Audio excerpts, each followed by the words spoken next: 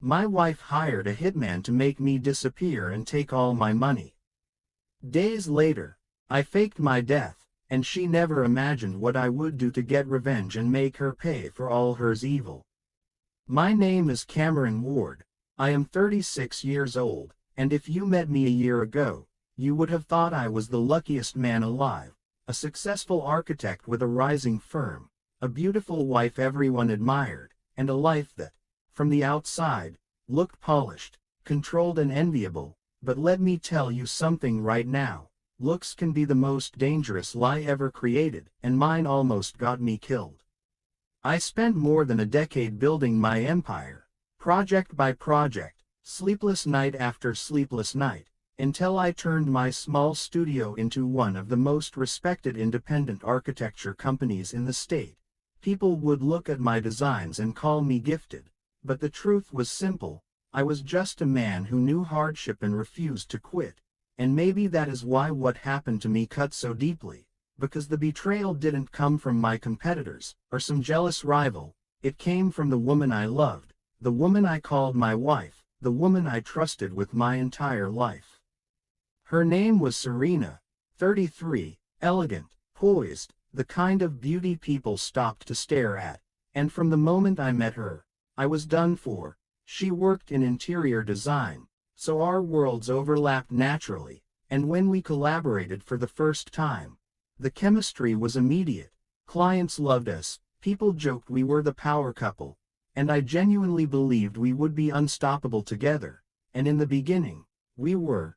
She made me laugh, she understood my long hours, she believed in my dreams, or at least that is what I thought. Looking back, I realized Serena was studying me from the very beginning, not loving me, but calculating me, analyzing how much she could get, how far she could stretch my generosity, how deeply she could plant herself into my life.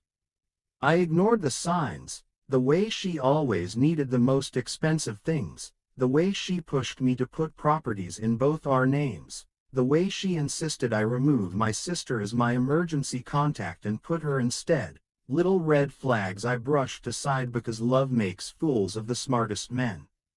Everything changed the night I found the first clue, a small mistake on her part, but the beginning of the unraveling for me. She said she was spending the evening at a networking event, something she often did, but her phone buzzed while she was in the shower, and the message preview on the lock screen made my entire body freeze. It was from a man I had never heard of. And the words were short, simple, and devastating. Same time tomorrow, and make sure he's not suspicious. I stared at the screen for a long moment, wondering if I was misreading it, but instinct told me I wasn't. Instinct screamed that something dark was unfolding behind my back. I didn't react right away.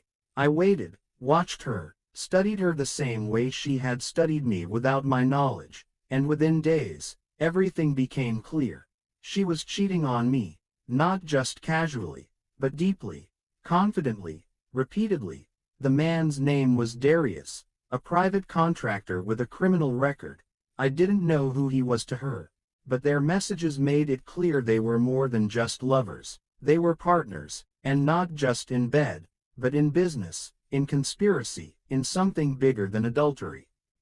I dug deeper, quietly, and what I found made my blood run cold. Serena wasn't planning to leave me like any ordinary cheating spouse. She was planning to get rid of me permanently, and not metaphorically. Literally, she had hired Darius, her lover, to kill me and make it look like an accident, because in her perfect world, she would walk away with my company. Shares, my life insurance, my assets, and a nice public narrative of being the grieving perfect wife, the woman everyone would rush to comfort. I heard it with my own ears. I remember hiding in my office late one night, reviewing camera footage because something in the building had been glitching, and the audio from the hallway camera picked up her voice, soft but deadly, telling Darius that she wanted it done within the week. I listened to my wife ordering my death, and something inside me broke, not with tears, not with rage, but with a kind of cold clarity I had never experienced before, a clarity that whispered a single truth in my ear: If she wanted me dead, then I was going to give her exactly what she wanted, but on my terms, not hers. For days I pretended everything was normal. I kissed her goodnight, cooked dinner, made small talk, all while planning a revenge so perfect that even she wouldn't see it coming. I contacted a friend of mine from college, a man who now worked in private intelligence, and told him everything. He helped me stage what needed to be staged: a car accident, a fiery wreck on a remote road, a body burned beyond recognition, and dental records swapped to match mine. Within 72 hours, Cameron Ward was officially declared dead. I watched my own funeral from a distance, wearing a hat, dark glasses, and a beard I had been growing for weeks, and I will never forget the look on Serena's face. She wasn't grieving, she wasn't heartbroken, she was glowing, radiant, almost euphoric, and next to her, standing too close for someone supposedly just a friend, was Darius. They thought they had won, but the game hadn't even begun. I stayed hidden for a while, moving from safe house to safe house, watching everything through cameras and accounts I still had access to. The first thing she did after the funeral was disgusting. She filed insurance claims within 48 hours. She also tried to gain control of my company, but that is when she realized something she had overlooked. My partner, Ethan, refused to sign off on anything. He suspected something about her, and without my signature or confirmation, she couldn't touch the core of my business. But that didn't stop her. She spun lies, cried in meetings, manipulated people into thinking she had been the perfect wife. But cracks began to appear, and with every crack, I tightened my trap. Then came the twist even I didn't see coming. Serena wasn't just plotting with Darius, she was cheating on him too, with a financial advisor she had hired to help her navigate widowhood, a man named Clark. And suddenly everything made sense. Serena didn't love anyone, she didn't want loyalty, she wanted control, wealth, power, freedom, and she would use anyone like chess pieces to get it. Even Darius, the man she had hired to kill me, didn't know she was planning to get rid of him once the money was secured. She was going to betray the man she committed murder with. That was when I realized I didn't need to expose her myself. I just needed to let her own lies collide. So I set it up, slowly, carefully. I left breadcrumbs for Darius, anonymous messages, screenshots, recordings of her conversations with Clark. I sent hints to Clark too, financial inconsistencies, suspicious transfers.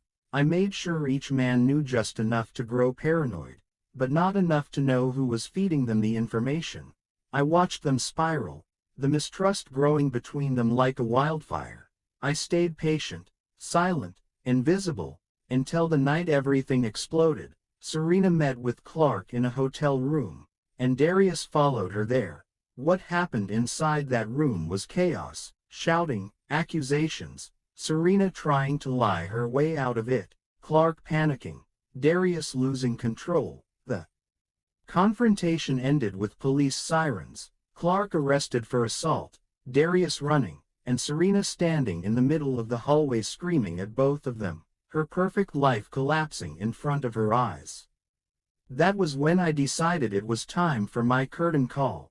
I had my friend send her a message from an encrypted account, a single sentence that would freeze her blood. "You killed the wrong man." She didn't sleep for 2 days. She looked like she had aged 10 years overnight, pacing back and forth in our bedroom, repeating my name under her breath. When she finally broke down crying, begging the empty room for forgiveness, I knew she was finally feeling the fear she had intended for me. I confronted her on a rainy night, inside the house she thought she now owned. I walked into the living room while she was pouring herself a drink, and the moment she saw me, she dropped the glass, trembling, whispering my name like she was seeing a ghost. I told her everything, how I knew, how I watched her, how her lovers turned against her, how her own greed had destroyed her, and then I told her something she never expected. I wasn't going to kill her. I wasn't going to touch her. I was going to let the world see who she really was. I handed the police every recording, every message, every piece of evidence of her hiring Darius, of her insurance fraud, and of her financial crimes with Clark, and within days, Serena Ward, the woman who tried to murder me, was arrested, not crying like the grieving widow she pretended to be, but sobbing like a child caught in her own web of lies. Darius was caught too. Clark was already behind bars, and I stood there watching all of them fall one by one, not because I was cruel, but because justice demanded it, because betrayal deserves consequences, because a heart that cold should never walk free. My company survived, my reputation skyrocketed, and eventually, I rebuilt myself, but the truth is, a part of me died that night on the road when I faked my death. Not the part Serena wanted gone, but the part that believed love was safe, simple, and trustworthy. I learned the hard way that some people don't want your heart, they want your life, your success, your soul, and if you are not careful, they will take it all with a smile. So if you are listening to me now, understand this one warning from a man who crawled out of his own grave. The people closest to you can sometimes be the most dangerous. Pay attention, stay aware, and never assume loyalty just because someone says they love you. Love is shown in actions, not words, and betrayal is quieter than death until it strikes. And as for me, Cameron Ward, the man who died and came back, I walk forward with scars, but also with strength, and I promise you, no matter how dark your world becomes, no matter who betrays you, you can always rise again, just like I did, and when you do, make sure your revenge is not hot, not cold, but fair, undeniable, and unforgettable. If this story touched your heart, don't forget to like, share, and subscribe. And tell me, what would you have done if you were in my place?